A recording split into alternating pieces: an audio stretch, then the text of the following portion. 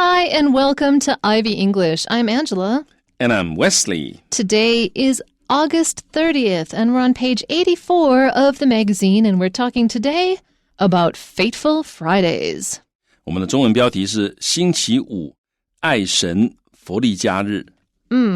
So today we're basically talking about the mythology of the names of the weekdays. 其实我们这是一系列的文章，这个我们每一个月介绍某一个星期的这个名称的来源那这些来源都跟神是有关的。Okay, so let's read through our article because it's got a lot of cool information about the goddess for whom Friday was named. In English, the word Friday is derived from an Old English word, frigadag, that means Frig's Day. Like the majority of the weekday names in English, Friday refers to a deity from Norse mythology. Unlike most of the other days of the week, which are named after male deities, Friday is named for a goddess. Frigg was the goddess of love and was married to Odin, the supreme god of the Norse pantheon. She resided in Fensalir, which was translated as the Hall of the Marshlands. She was also the mother of several other gods, including Balder, Hodor, and Hermod. She was connected with wisdom and could even outwit her husband. Another characteristic was her gift of foresight, which had an impact on how she was often represented in art and texts. Frigg was often depicted as a vulva, a practitioner of Norse magic during the time of the Vikings. This type of magic, known as satyr, was concerned with understanding what fate had in store for people. With that knowledge, a vulva would work to change the future. This act was sometimes described as weaving new events, and this is why Frigg and other similar goddesses are often seen weaving or sitting at a spinning wheel. Nowadays, there are some superstitions that link Fridays, particularly Friday the 13th, with bad luck. Is this idea of the day being a bad omen connected to the day's past connection with fate and sorcery? There's no way to know for certain, but it seems like a reasonable possibility.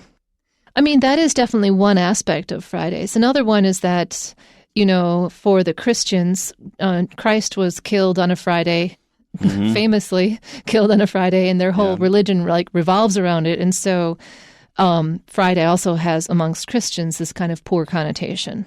Yeah, 所以这里讲的当然是星期五的一个面向另外一个面向就是这个耶稣基督是在星期五这个上了十字架的所以这是对基督徒来讲礼拜五又有另外一个意义。So, I mean, there's two different reasons why Fridays are considered ominous or having to do with fate, because a lot of fateful things have happened apparently on Fridays. 其实我们这个标题这 faithful 就它有好几个意思它可以是跟命运有关的，跟命中注定的，它也可以是 fatal 的意思就是这个致命的 fatal 的意思。Yeah, I like how fate has a lot of words. And omen and amen has a lot of words that have to do with fate as well. Yeah, 那我们这个刚刚文章里面出现一个是 omen O-M-E-N 那它就是一个预兆那它可以是好的是坏的，但是通常我们想到 omen 常常会联想到 bad omen 或者 ill omen 那就是恶兆了。But you can also have good omens. Yeah. So our article starts by saying, in English, the word Friday is derived from or is pulled from or is... you'll give us the etymology of derived in a second. It comes from an Old English word. English, you might not know, English is divided into three groups. There's Old English, there's Middle English, and then there's various permutations of Modern English. And so Old English is the one that's almost impossible for modern English speakers to understand. It sounds like gibberish to me. When someone speaks it, it sounds familiar, but then you can't understand a word they're saying. It's kind of like the equivalent of Latin to modern Spanish, really. Yeah. 好，所以呢，他说在英文里面呢Friday 这个字呢 is derived from 是源自于来自于哪里那 derive 这个字呢这个 D 是 off 的意思那个后面的 R-I-V-E 其实是 stream 的意思河流的意思S-T-R-E-A-M S-T-R-E-A-M 所以 derive 这个字的字根是 draw off 的意思从哪里流出来从哪里抽出来的意思所以它这个字就是 derive 它的意思就 to trace from a source 或者是一个 origin， 所以当你讲英文里面就我们在讲字的来源的时候，常常会说这个字 is derived from， 就这个字是源自于哪里。所以 Friday 这个字是源自于一个 Old English word 啊，一个古英语的字啊。那 Old English 差不多是第5世纪到第12世纪那个时候的英文啊，那个时候就是那个非常纯种的 Anglo-Saxon 的一种这个英文。好，那它的特色是它的音节都很短啊。那还有另外一个特色就是 Old English 其实对现代人来讲哈，这个现在英美国家的母语人士，他们如果看到 Old English 通常会看不太懂啊，因为而且是几乎完全不懂，无法猜测那种感觉。可听起来会觉得声音很熟，但是会听不太懂啊。所以有人讲 Old English is another language 啊，它不是 English。 It really is. Yeah， 好，所以呢，这个字来自于 Old English 这里这一个字。那这个字它的意思是怎么样？好 ，That means Freak's Day， 好，这是它的意思。So, like the majority of the weekday names in English, Friday refers to a deity from Norse mythology. Every day except Sunday and Monday are a god's name. 好，所以呢，这个就例如啊 ，like 就好像是这个 majority 就大多数的 of the weekday names in English， 英文大多数这一周的每一天的这个名字，大多数啊的都是怎样？那这个 Friday 也是一样。那怎样呢？就是说 Friday refers to Friday 指的是一个 deity 一个神啊 from Norse mythology， 它是来自于这个北欧的神话里面的一个神的名字。Unlike most of the other days of the week, which are named after male deities, Friday is named for a goddess. Yeah， 好，那所以上一句讲 like the majority， 那下面一句的 unlike most of， 所以要有一点对比哈。所以上一句就是说跟其他大多数的那个英文里面的星期几的名字一样哈 ，Friday 指的是一个北欧神的一个名字。那跟其他的这个 the other days of the week， 而且是 most of the other days of the week， 跟一个星期里面其他的这个日子的名称所不同的是啊，那哪里不同呢？在他讲不同之前，他还先告诉你 which are named after male deities， 也就是说 most of the other days of the week 它是 are named after male deities， 一个星期里面其他日子的名字通常都是由男性的神啊所命名的，也就是他的名字是跟男性的神有关的。好，但是跟这些不一样的是 Friday 它是以一个女神的名字来命名的。So Frigg was the goddess of love, and she was married to Odin, the supreme god of the Norse pantheon. So they were the top pair in the pantheon. Yeah， 好，所以 Frigg was the goddess of love， 是爱神啊。然后呢，她嫁给谁呢 ？Odin 啊。那 Odin 是谁呢？洪伟哥告诉你，他是 the supreme god of the Norse pantheon。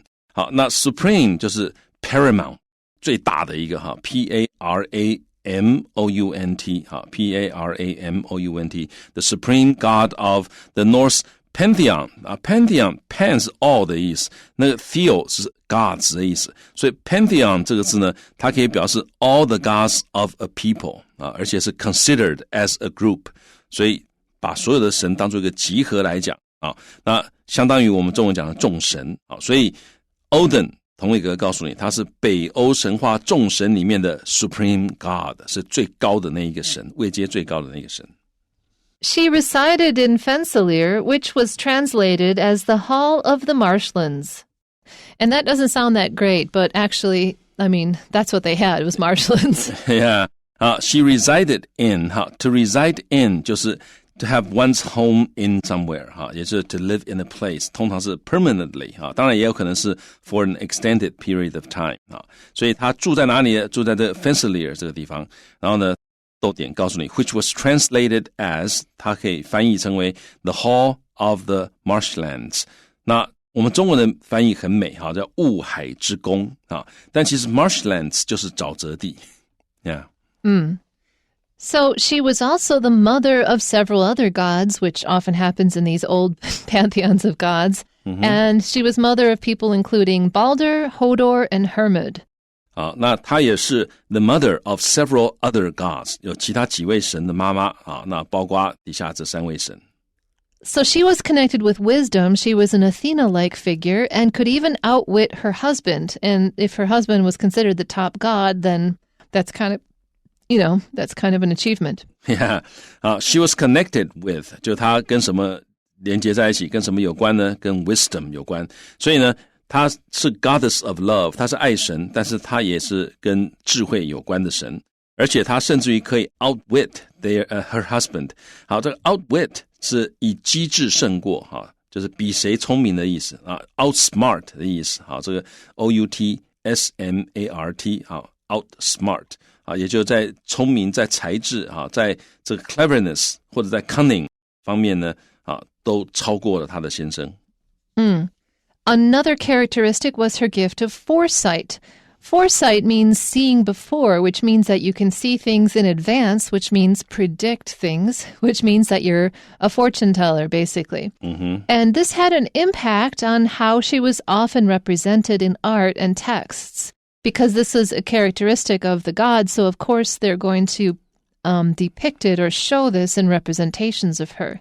And I guess this is why I suppose she could outwit her husband if she could see things before he could.Yeah, 那另外一个特色它另外一个特色 another characteristic 是它的 gift of foresight， 是它预知未来的这个 gift 这个天赋的能力那 foresight 就是预知未来，因为 for 就是往前，那 sight 就是看，所以你看到往前看到前面的事情就预知未来会发生的事情，就是 prevision Prevision prevision。那它有这样的一个 gift所以呢which had an impact on 就是会影响到就影响到什么东西呢？影响到 how she was often represented in art and texts 她在艺术在文本就在文字的这个描述里面，她通常是如何被呈现出来，那会受到这个的影响，受到她是有预知能力的一个影响。那刚刚当然 Angela 老师也提到，她能够 outwit 她的先生，也有可能是因为她有预知的能力。So Frigg was often depicted as a vulva. If you're depicted as something, you're shown as it. Depicted is a word that's often used in like archaeology kinds of situations because it's a very useful word if you want to say that it was drawn or it was shown in an artwork without having to talk about the methodology.An interesting thing about Chinese is that you can say hua for either painting or drawing, but in English you have to specify. Drawing is only for line art, done with ink or done with pencil, and painting is for things done with color, and you have to distinguish. You can't use drawing for painting and vice versa. So depict is a great word to get around that, just saying, yep, there was this figure shown, it was depicted, and we don't have to say how it was drawn.And so she was depicted as a vulva, which is a Norse word that means they're a practitioner of Norse magic. If you're a practitioner of something, it means you do that thing. So practitioner is also a great sort of general word to know because you can say that you do something without saying what kind of things you do. Normally you have to say you're a teacher, you're a doctor,You're a psychiatrist. You have to say the work involved. But a practitioner just says someone who does the thing. So she's a practitioner of Norse magic, and you can say that she does it without saying what level she was at. Was she a witch? Was she a mage? Was she a wizard? You don't have to say it. She was a practitioner of magic. And this was during the time of the Vikings. 好，所以 Frigg was often depicted as a vulva. 那 depict就像刚刚 Angela 讲，它是描述的意思，但这个是特别的地方是在于，它可以直接这样描述，它不用讲到那个描述的媒介，就是用什么来描述什么意思呢？就是像英文的动词paint 通常是有颜色的，才会用 paint 这个动词。那 draw 的话呢，通常是没有颜色的，或者像铅笔那样 draw 画出来，所以它跟它的这个 methodology 跟你画的这个方法有关，或者媒介有关。但是 depict 不需要谈它到底是有没有颜色，是用什么东西画，材料什么都不用，它就是描述的意思。好，所以它常常被描述这个成为一个 vulva。那 vulva 什么东西呢？它就一个 dash 解释一下，它就是一个 a practitioner of Norse magic。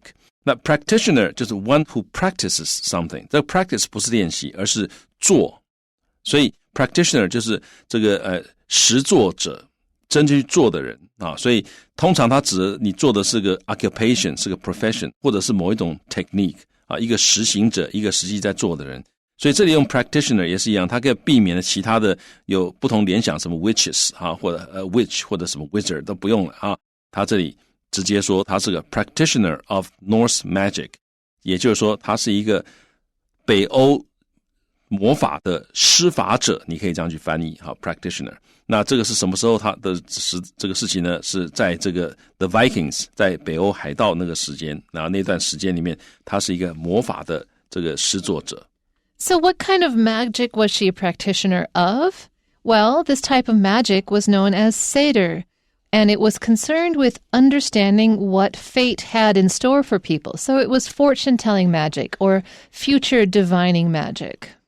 没错哈，那他是刚刚讲说他在 The Vikings 在维京海盗或者维京人那个时代哈，那个时候他说这个 this type of magic 这种魔法known as 它有一个名称叫做这个 Seder。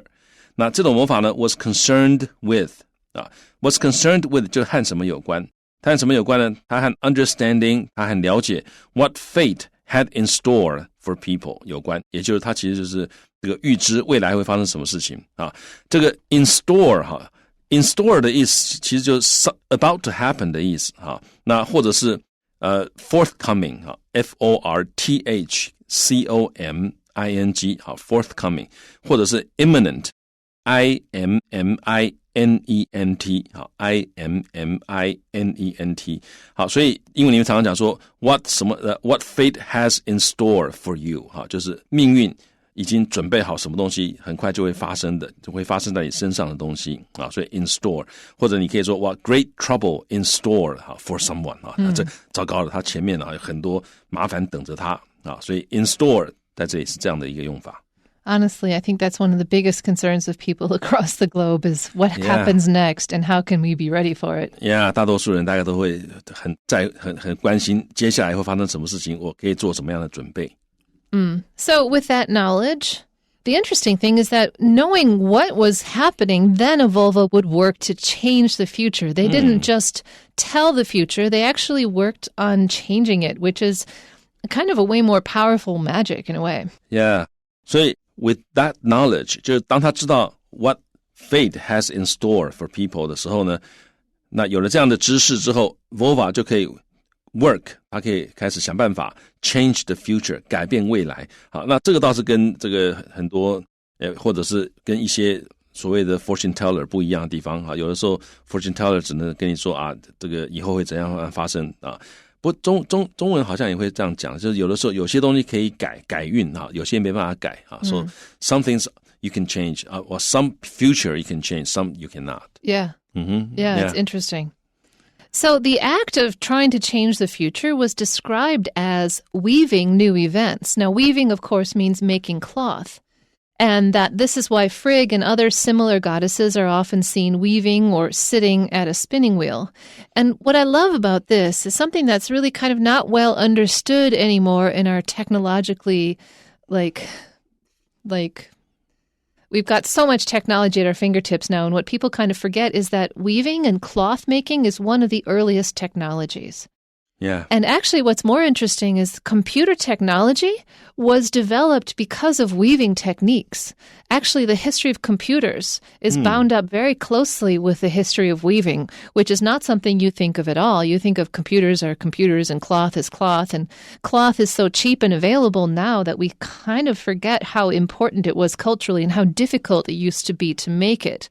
But the idea of weaving cloth has often been linked with how life works, because weaving is like you put down a thread and you put it into place, you put another thread, you put it into place. It's a slow accumulation. It feels like our days accumulating. And so to associate it with weaving or unweaving or weaving new events is a very sort of logical connection that I can really get behind as a cultural idea. Yeah, you can also weave a story, right? Right, you weave stories. And weaving stories is actually another kind of creating history and creating futures. Yeah, 所以我们刚刚谈的Angela 老师谈的就是 weave 这 weaving 编织呢，其实跟人类的这个文明有很大的关系，还有它也是一种科技所以这个通常我们讲编织，我们可以说编织一个故事，那或者你编织你的人生或者你编织很多很多的东西，那因为它就是一种创作的过程然后我们看到这个句，他说呢 ，This act was sometimes described as